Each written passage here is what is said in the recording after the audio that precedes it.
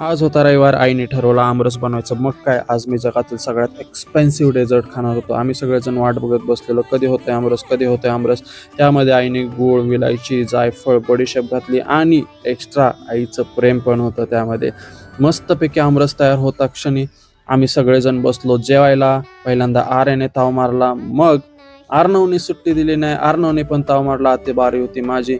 मस्तपैकी चपातीचा तुकडा तोडला, आमरसमध्ये बुडवला आणि खाल्ला. वाह, एक नंबर आमरस. आज होता रविवार. आईने ठरवला आमरस बनवायचं. मग काय, आज मी जगातील सगळ्यात एक्सपेन्सिव्ह डेझर्ट खाणार होतो. आम्ही सगळेजण वाट बघत बसलेलो, कधी होतंय आमरस, कधी होतंय आमरस. त्यामध्ये आईने गूळ, विलायची, जायफळ, बडीशेप घातली आणि एक्स्ट्रा आईचं प्रेम पण होतं त्यामध्ये. मस्तपैकी आमरस तयार होता क्षणी आम्ही सगळेजण बसलो जेवायला. पहिल्यांदा आर्याने ताव मारला, मग अर्णवने सुट्टी दिली नाही. अर्णवने पण ताव मारला. ते बारी होती माझी. मस्तपैकी चपातीचा तुकडा तोडला, आमरसमध्ये बुडवला आणि खाल्ला. वाह, एक नंबर आमरस.